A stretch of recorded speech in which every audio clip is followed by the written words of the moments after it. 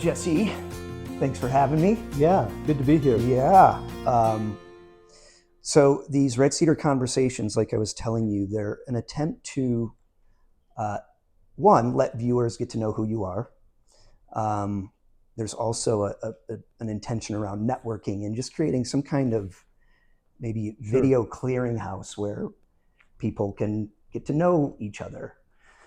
And the intention is I want to interview as many people in our industry, the mental health helping industry in Asheville as I can. And then at some point I'll probably start kind of branching out into other areas. But so thanks for agreeing to chat with me today. Happy to have the conversation. Yeah. So you and I go way back, well over 20 years now. So I started in wilderness therapy in '98, and you were already there at Aspen Achievement Academy. Yeah, I started in the summer of '96, and I remember you came in then in '98 as a staff. You had worked at Boulder Outdoor Survival School for a while before that, right? That's right. So you didn't come in as a novice, but certainly not as far as the outdoors are concerned. Right. The therapeutic part, which came naturally to me. The wilderness skills is what I struggled with, and once I learned that, I was, I think, a better staff member. Yeah, so a bit of a reverse as far as like maybe what we came in with. I was probably better at the soft skills, empathy, listening, than I was at holding a hard line or being firm.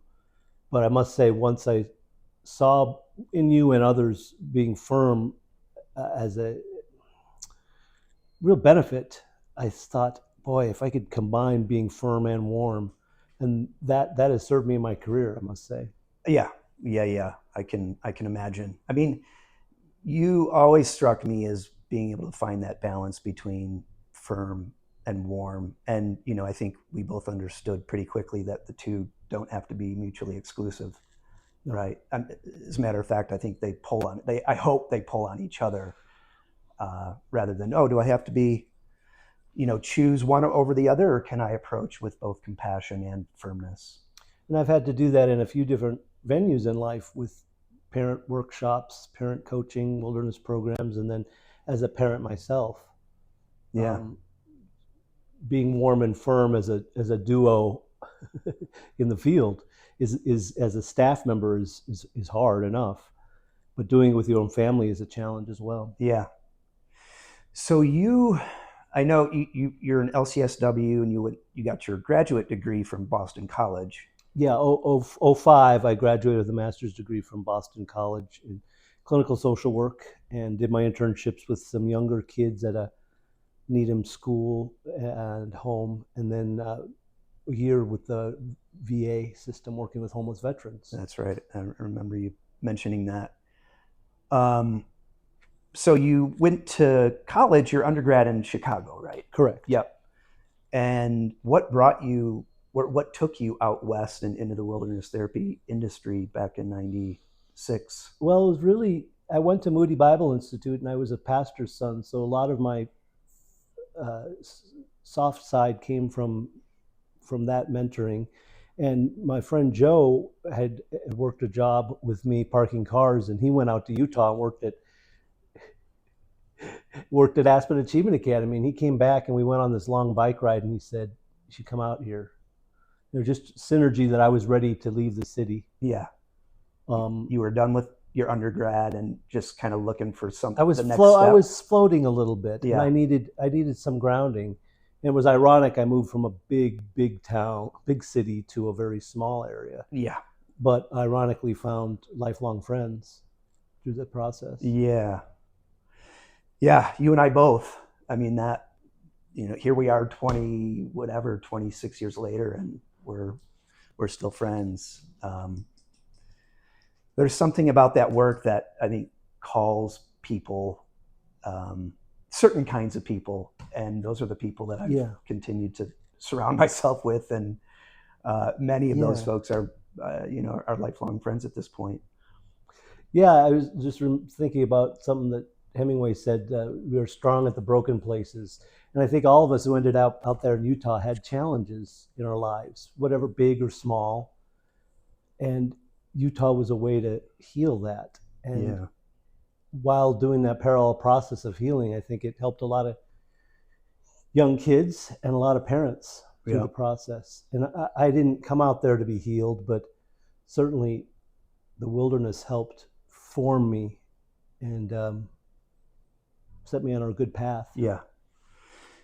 Yeah. I was having this conversation with one of the coaches who works for Red Cedar last week, and um, the same idea of one of the things that kept me in that work and in that specific role as a field staff for so long was the continued healing, for lack of a better word, that I was experiencing by doing that work. Whenever we would do intro groups with, if there was a visitor in the field or at a staff change day, I would always say, one of the reasons I continue to do this is because of how I benefit from being in this role. And if you want to go a chapter behind, before I watched my father as a minister and my uncle as a business owner help a lot of Hmong refugees in South Dakota and Minnesota, people from Laos who didn't have a country, and saw the compassion, helping with the garden, spiritual work, and jobs, and that helped me prime me for social work. Yeah. And I think Augustine said in the 3rd century, until our hearts are rest with God, we're unrest with ourselves. That's a crude paraphrase, but I think that ethic went back from when I was a little boy through the times in Utah. And I went right from Utah then to Boston College for social work.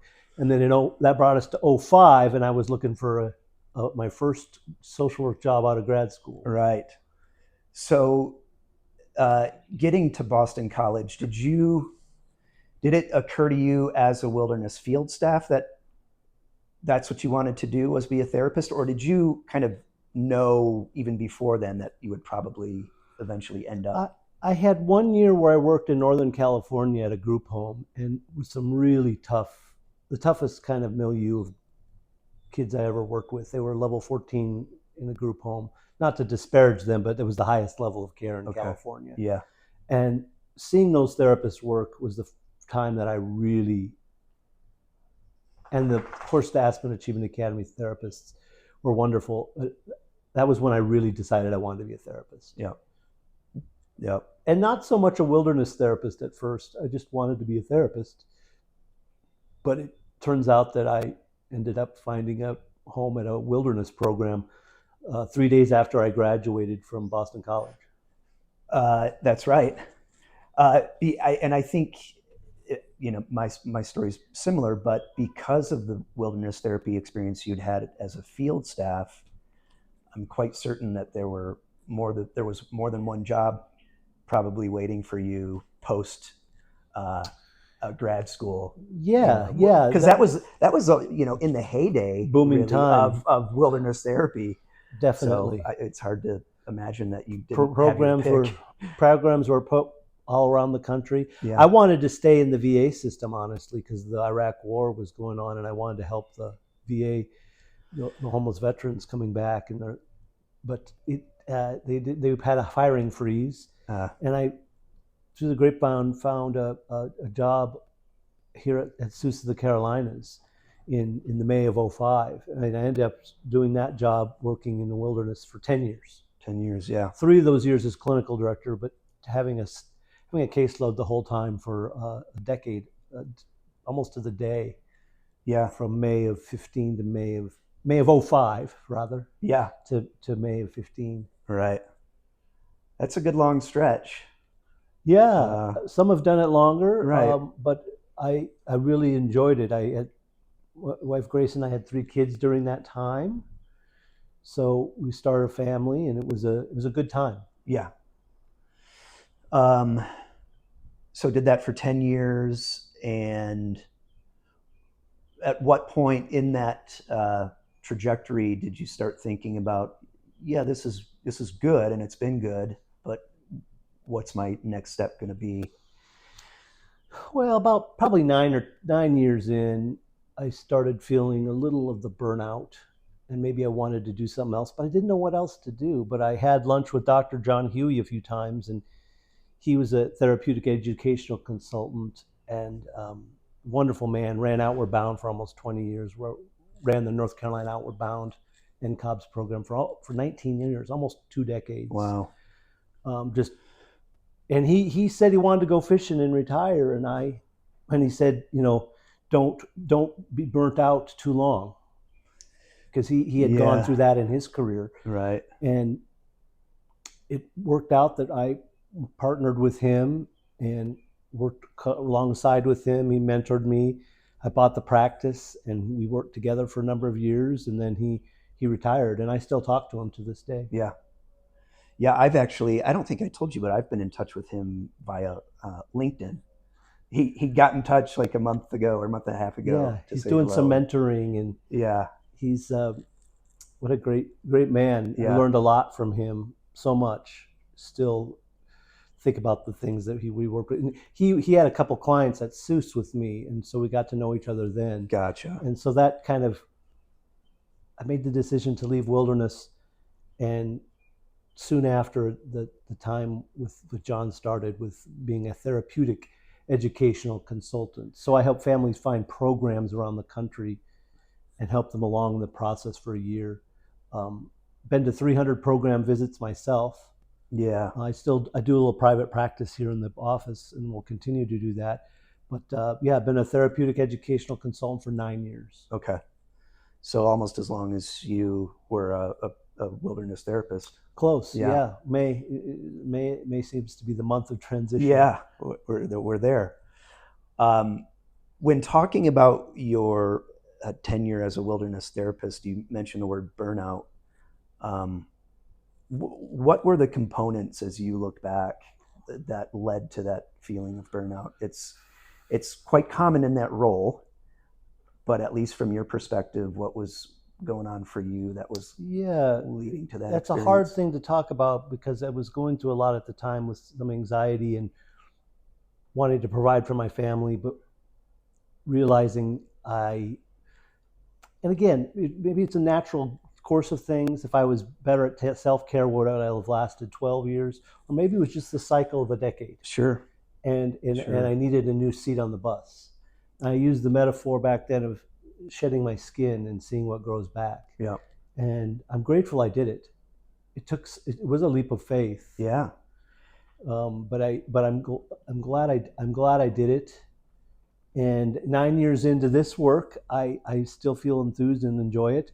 But I do have a feeling that having a private practice is the next is probably the next decade for me as well, in some sorts. And I've been doing it all along, but maybe doing a little bit more of it. We'll see. Yeah. Yeah.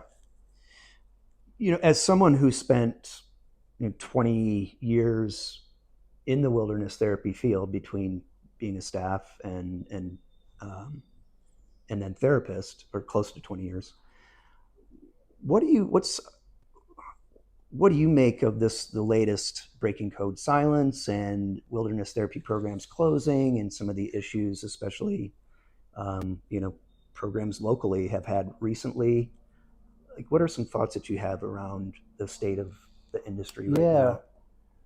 a lot of sadness around programs not being there anymore, because knowing the quality of people that worked there and the good work that they did, I don't want that to be lost.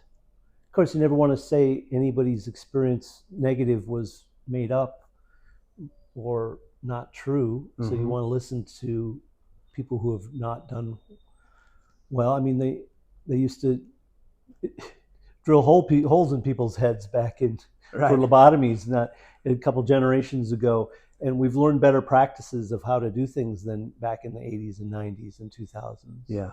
And maybe we at Aspen Achievement Academy, I think we had some amazing years at Seuss, the Carolinas, some amazing years.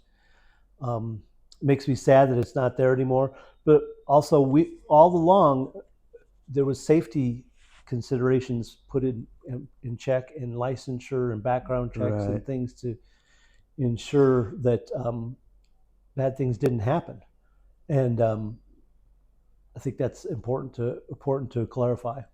Yeah, that the industry was trying to evolve as we were evolving socially. JCO, CARF, Yes. licensure with NATSAP and Right. IECA, many different sorts of things. And it's been my privilege the last 9 years to be involved with the IECA, Independent Educational Consultant Association, and the National Association for Therapeutic and Programs, NATSAP, and gone to their conferences and presented a number of times. Um, Honored to be a part of that. Yeah. And there's some safeguards in that as well, and advocating in DC a few times to different legislators. Yeah. I remember you did that either last summer or the summer before. Yeah, couple springs ago I did it. Yeah. And then 6 years ago, and probably do it next year again. Okay. Yeah, I feel similarly. I think it's important that we, as an industry, and a kind of our corner of the industry being wilderness therapy, and then a lot of private pay programs, need to continue to evolve to meet kind of evolving social standards and norms. Um, and I hope, I mean, wilderness therapy in particular has taken a huge hit in the last 2 years. And I know we both know there are some surviving programs. I like to think that there are enough people out there who believe in the power of wilderness therapy that it's not going to go away completely, but just evolve, hopefully, in healthy ways. I mean, I think if safeguards can be put in place, let's put them in place. Like let's, and there are programs that needed to be cleaned up, absolutely. And Yes. I hope it's not a version of throwing the baby out with the bathwater at the end of the day. Well, Dr. Gass spent his career up in University of New Hampshire, looking at efficacy of wilderness programs, and a lot of people in outdoor behavioral health have done some great outcome studies on the efficacy of wilderness, and it passes the mustard. A lot of change happening within the teenager and the family system, and I think that can continue. Yeah. And I think people out there are doing it very well right now. Yep. And very safely, and very, again, back to warmth and firmness, making positive changes in people's lives. Yeah. Do you think, I mean, it's easy to sit here and kind of reminisce about the good old days in wilderness and how tough it was. It was tough. Tough as I think, at least in comparison to, I think, how it is today, with at least most programs, as far as like physical hardship and maybe less hiking now. Less hiking, more of a base camp model. But more activities, like maybe more activities. So, there are some adventure-based programming like climbing and mountain biking and things like that. Fishing, yeah. Do you have any thoughts on like the potential differences between the old school hardcore nomadic model versus this more base camp activity filled Well, model? I think after all these years, I think both work. Yeah. I think at the beginning, when I started as a therapist, I had a bias that perhaps that what you just mentioned, the outdoor nomadic model, nomadic model being the highest bar. But after seeing so many different programs, it works. When kids don't have their cell phone or pizza or marijuana or technology or social media, there's something that happens inside of themselves. When parents don't have that for a while, they have a lot of people writing now about taking a Sabbath from social media once a week. Yep. And how healthy that is, and maybe even more than once a week. And I think once the kids get interrupted their old patterns of behavior, there's a chance then to have new patterns of behavior and practice those over time, extinguish the old ones and practice the new ones over time. And that's, in a nutshell, what wilderness therapy is. Yeah. Yeah. I I used to think about the change that I saw in wilderness therapy this way. I think 50% of what we would see in adolescents and young adults was exercise, usually sleeping better than they have in a long time, and usually eating better than they have in a long time. And you throw in the technology cleanse, and I think that's 50% of it. Uh, and then I would say I think the other 35 to 40% is the relationships they're building among each other as a peer group and among staff, client to staff, and then the 10 to 15% being potentially the therapeutic interventions that I, as a wilderness therapist, would assign every week.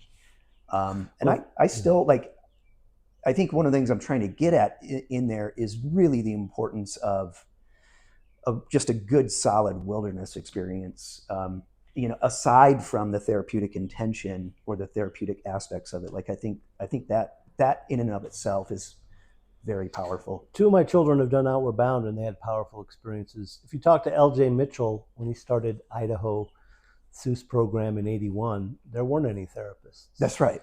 And that's right. You definitely had the experience grounded in exercise, the things you just mentioned, exercise, sleep, and eating typically better. And then the relationships that you have the real relationships you have around the fire with people.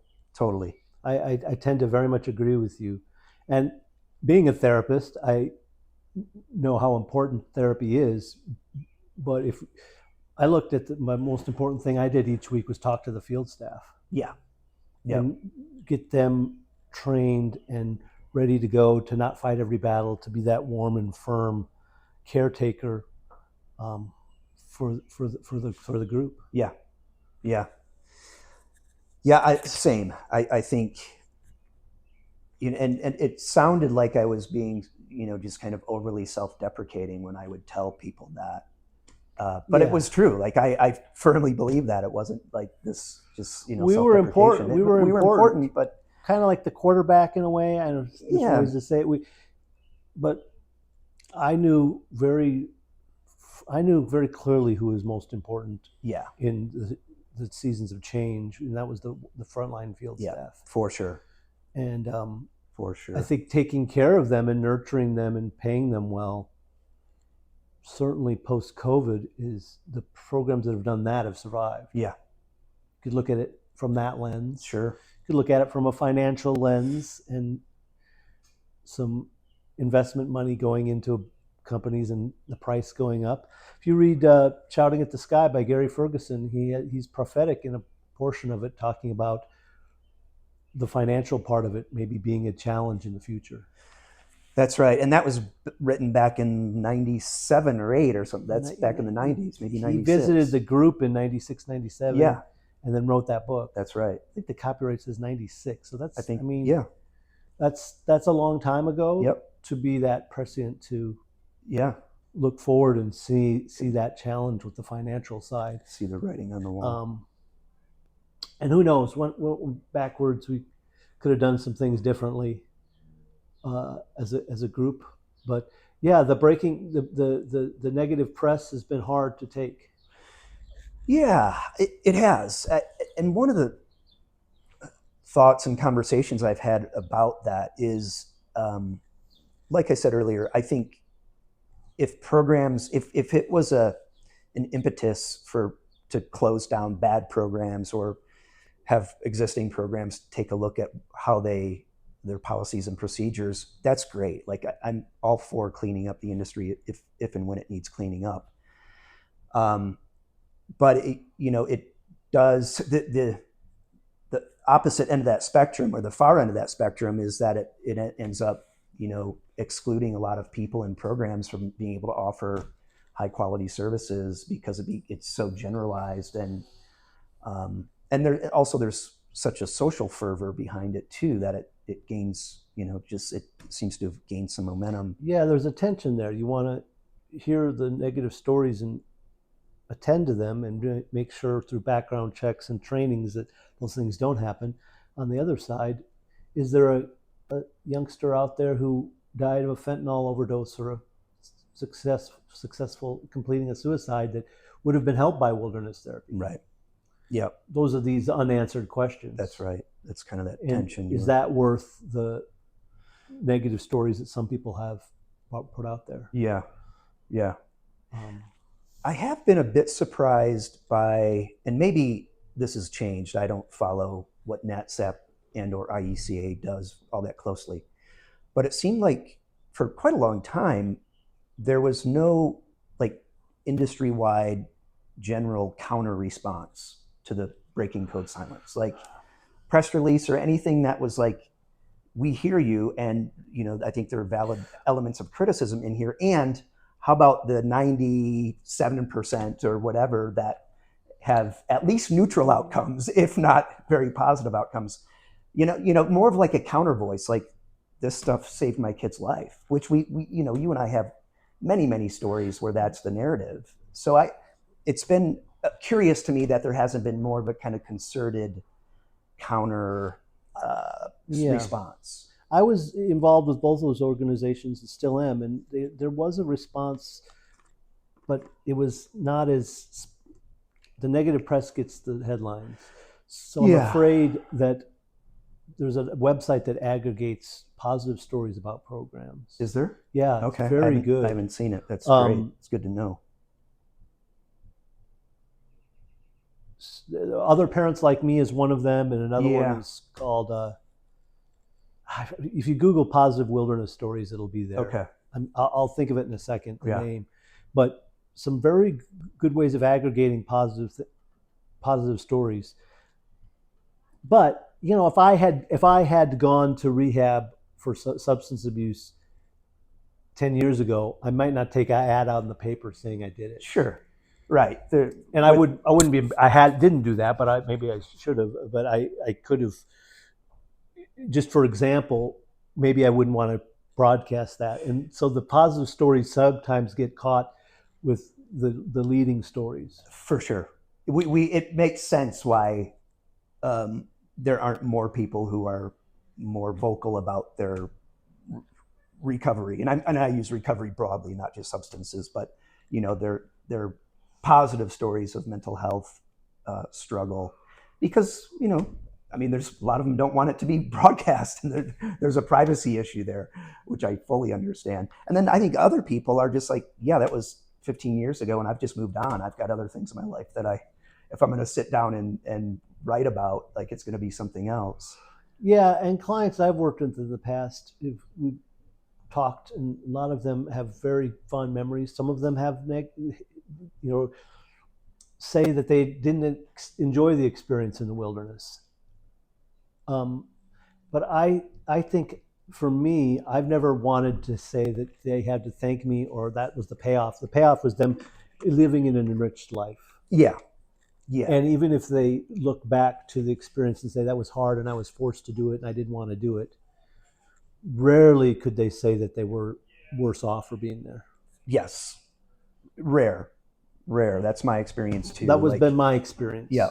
And if you talk to a staff member who had an experience, if they stayed more than a few months, almost all of them had good experiences. Yeah.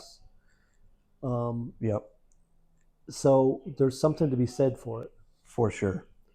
For the efficacy. And, you go through some of those outcome studies from Outdoor Behavioral Health and Dr. Gass and the University of New Hampshire. There's a lot of positive things that happened. Yep.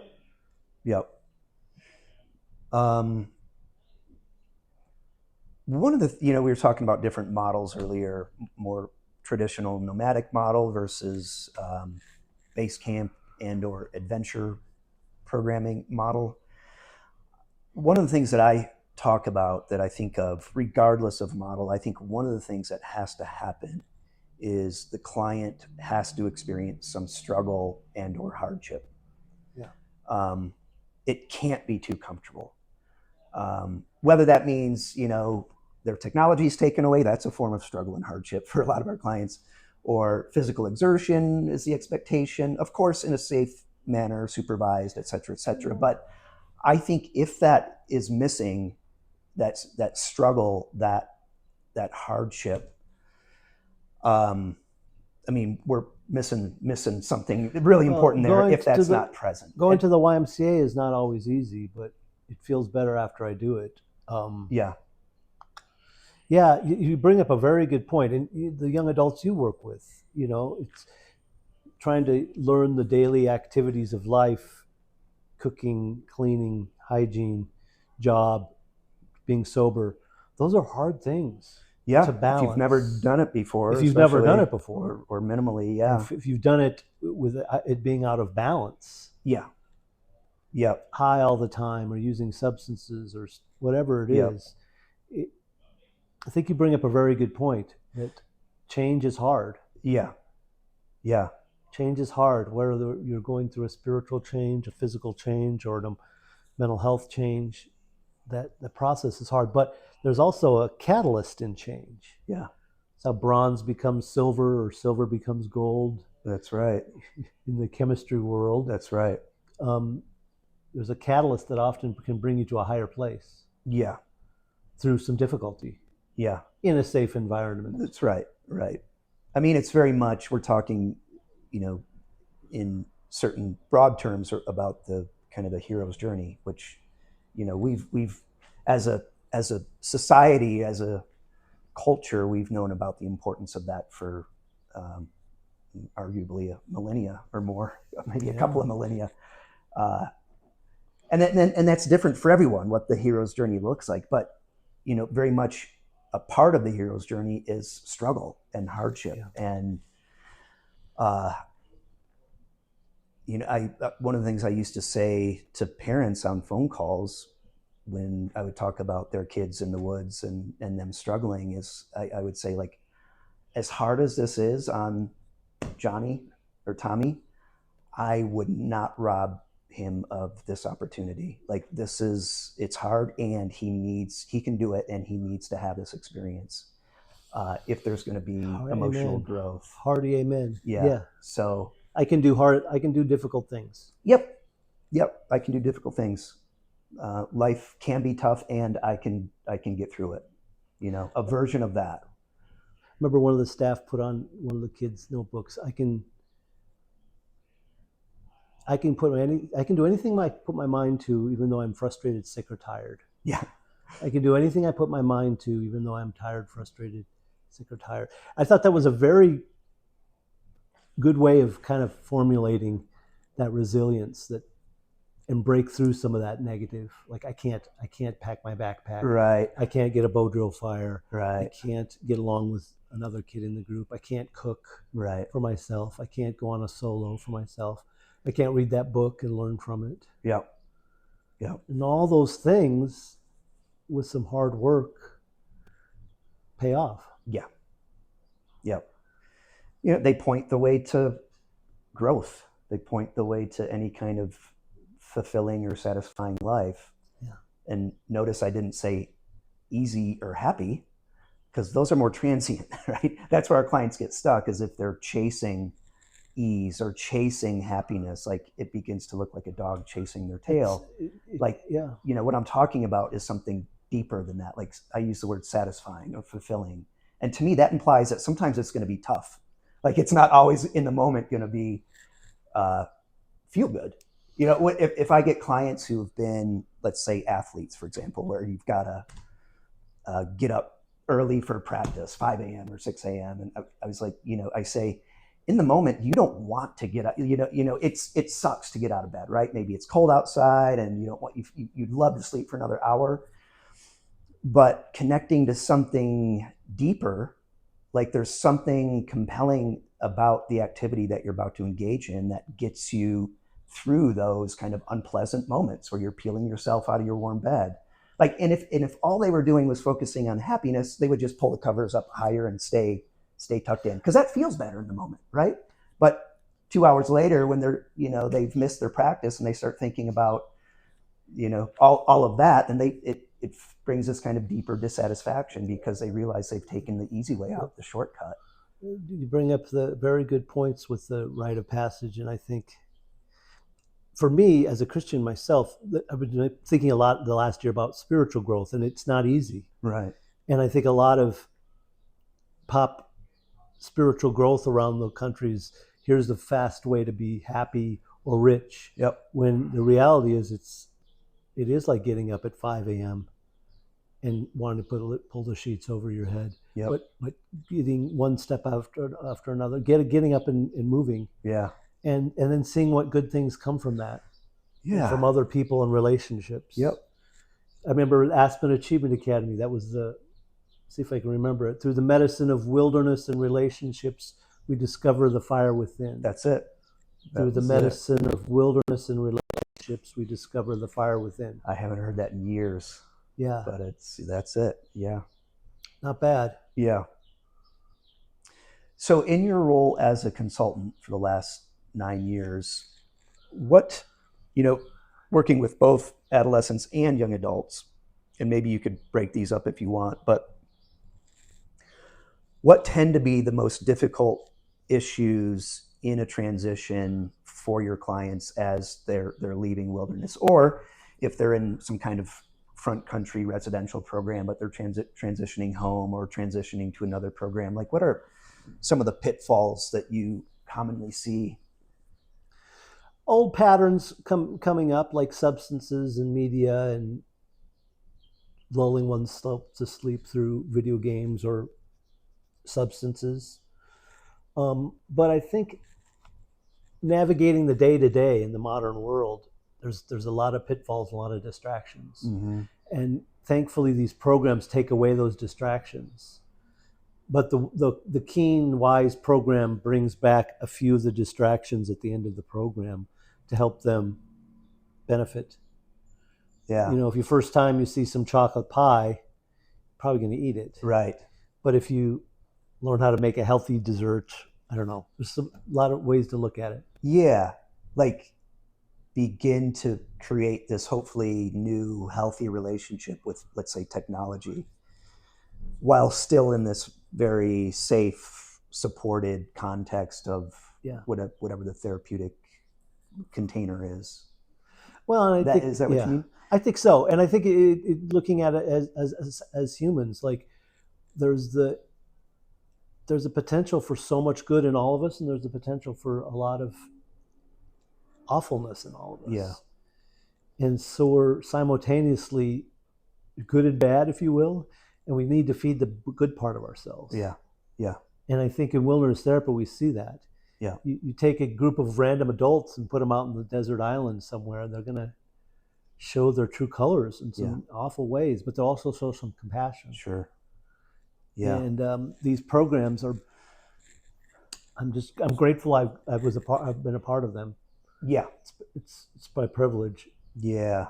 You've gotten to know a lot of programs quite well over the last 9 years. Yeah. Some of wonderful people, some of the best people I've ever met. Yeah. It saddens me that some have closed, but then some new ones have opened. Yeah. Yep. Treating, we're better now at treating eating disorders and autism spectrum with boys and girls. For sure. Better, I've noticed better that in the last 5 years even. Yeah. Better at digesting clients' neurodiversity and in their testing, in their psychological testing, their processing speed, their working memory, all of those things, their executive functioning. Yeah. I have a thing on my wall over there about the executive functioning being like a conductor. Yeah. And where you get stuck. Yeah. And it's just very helpful to view someone not just as their pathology, like, oh, you're my ADHD client, but you're a client living with ADHD. And there's some positive things that come out of that, the hyperfocus. Yeah. Like probably the people with ADHD were the spearers on the whale ships, or the Native Americans who had that hyperfocus. Yeah. And so how to harness that neurodivergence. How to harness that. Yeah. And find a way to do it. And just talking about it makes me nostalgic and think back to the days of doing it. And I've got the chapters of a book started on a caregiver manifesto about how to take care of yourself and how to be that frontline caregiver. I'm glad. That's exciting to hear. I'm glad that you're thinking in that direction. Yeah, I want to take some time and write it out. And not that I have all the answers, but Sure, I've been exposed to a lot of the answers from a lot of smart people, sure. people we both know who are Yeah, doing the work right now out in the field. yep, yep, And yeah. Do you, we were talking about wilderness models and earlier, and some of the pitfalls and struggles that you've seen when people are transitioning, uh, whether out of wilderness or residential experiences, and just the nature of transitions being difficult in general. Uh, One of the things that I have thought about wilderness, you and I are both believers, uh, but it is a bit, at least as I think of it, of a double-edged sword. The kind of healthy, effective edge is that, I, and this is just anecdotal. I know there's some empirical sure. evidence that supports this, but I, in 95% of the clients that I ever had in the field, either as a staff or wilderness therapist, I would, in that 8, 10, 12 weeks, see positive change of sorts. Um, and I think it's because one of the reasons, I talked about the elements earlier, exercise, eating, sleeping, but just the container itself is such a tight container, and it's unique. You're out in the woods. Natural Natural consequences. consequences. You're right. You don't put up a good shelter, you get wet that night. Um, Don't tie your shoes, you trip. you get blisters, or yeah, right, that kind of thing. And I always talk about it to this day. Experience is the best teacher. It's by far going to be more effective than this. What's coming out of this, like kind of getting into the model of Red Cedar. Like, I want our clients to be making mistakes in the world, like in the real world, mistakes with Yeah, bosses or like roommates. Like, that's what I want, rather than this overly artificial, contrived program. And I say that, I don't poo-poo those programs at all. They're needed, but our model is, we want our clients. The phrase I use is to be scraping their knees on life with us as a scaffolding or safety net, whatever metaphor you want to use. But yeah. um, It reminds me of something my father said. A good scare is better than good advice. yeah, If you doctor tells you to, someone says, "Hey, you should eat better," but then a doctor tells you you'll live long. A good scare is better some good advice than good advice. often, yeah, Often, and yeah, you also say two great disappointments in life. One is wanting something and not being able to get it, and the other one is getting it and finding out it doesn't satisfy. yes. So you spend all this There's a lot of time wisdom in there. getting something, a significant other or a motorcycle or whatever it is, a certain amount of marijuana or whatever it is out Job there, or a job, and then, okay, I worked very hard to get that thing, and now it doesn't satisfy. that's right, And we could have another series of hour debates on how to fill that, how right, to get that satisfaction. right, People have done it through faith. People have done it through substances. Some has, there's lots of ways to get it, yeah, yeah, and to find a healthy way. I always look, yeah, I always thought if people could reconcile their mental health in the wilderness, they'd have a seat at the table for a lot of different things: yeah, education, yeah, faith, yeah. etc. I Right, exactly. I think I derailed us there a little bit. What I was The question that I wanted to get your thoughts on was, we both believe in the power of wilderness, Yeah, largely because it's such a tight container. Um, but so that's kind of the healthy side of the sword. The unhealthy side, or the difficult side, is that wilderness is so unique and so dissimilar from the rest of a kid's life that they're they're not ready when they have their phone back in front of them, or they got their drug dealer's number. And that what made me think of that was, you were talking earlier about the programs out there that do actually start to introduce those things while they're still in the yeah, program. But that's, at least traditionally, that's how I think of why wilderness can and is, at least in my experience, so effective. But those lessons, those experiences, can be so hard to hang on to post wilderness, because it's so different. It's just like, you're not going to live the yeah. rest of your life that way. some point you're going to get your phone But back. You're going to get your right, clothes back on. How do you think of like that, that's such a that good vast question. dissimilarity? It's a good question. I mean, people have tried to bring in real life situations, like have a kid go on solo with a Snickers bar. Yes, right. Right. We used But to do that, some of that at yeah, Aspen. and so that delay of gratification, That's there's right. something there to that. Yeah. A residential program, having a little apartment where kids at the end of the program work and live and cook for themselves and have social media, that's one way to do it. Yeah.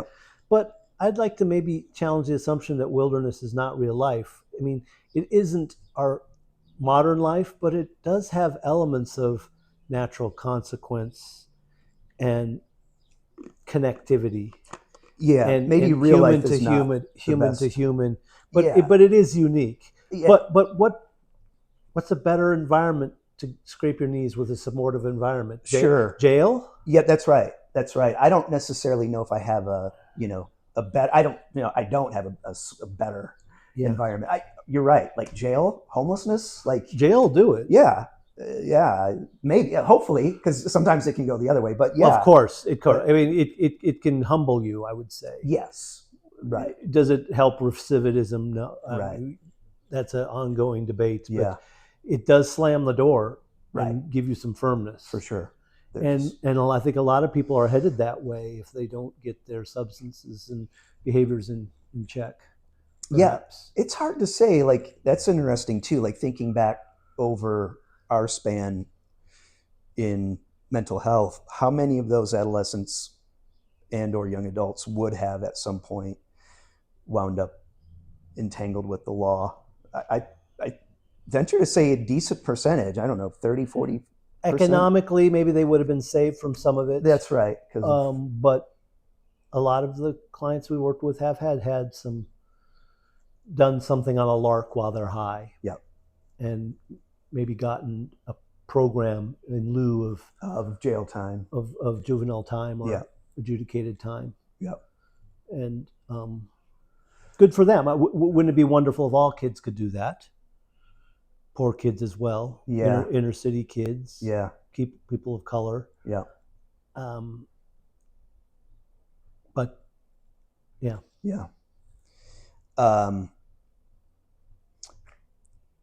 Is that, this is a bit of a leading question. I'm just playing off what you just last said. Is it safe to say that you see that as maybe a limitation or a weakness of at least our corner of the mental health field over the years, that it is so limited to a certain socioeconomic status, maybe 10% and higher? Certainly, there's programs out there. I've over COVID, I did maybe 20% pro bono in this job in this office, and helped a lot of people try to find programs that took Medicaid and that sort of thing. Sadly, sometimes the quality and the number of them were down. Right. But yeah, certainly there's a lot of privilege to have money for treatment out of pocket. Yeah. Yeah. But I remember when I worked in Northern California, what it cost for a kid to be in a group home in Northern California was about what it cost to have wilderness. Wow. It was about the same number. Now, this was 99. Yeah. So I think wilderness therapy prices went up proportionally higher after that, sure, arguably. Yeah. But at that point in 99, it was the same amount of money. Okay.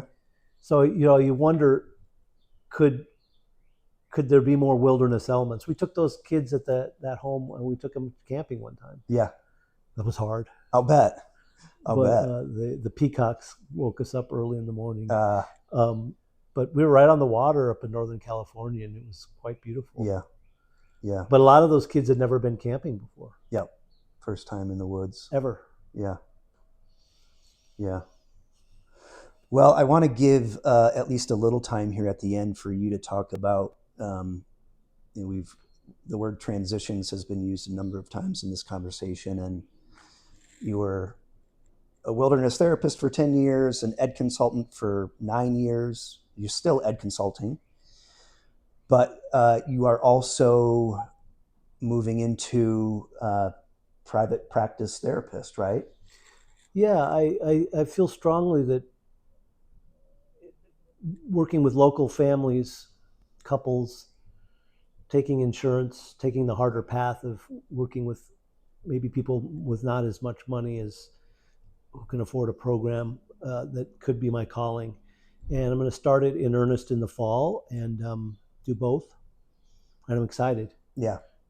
I'm excited to, every time I have people in this office, I get energized. Yeah.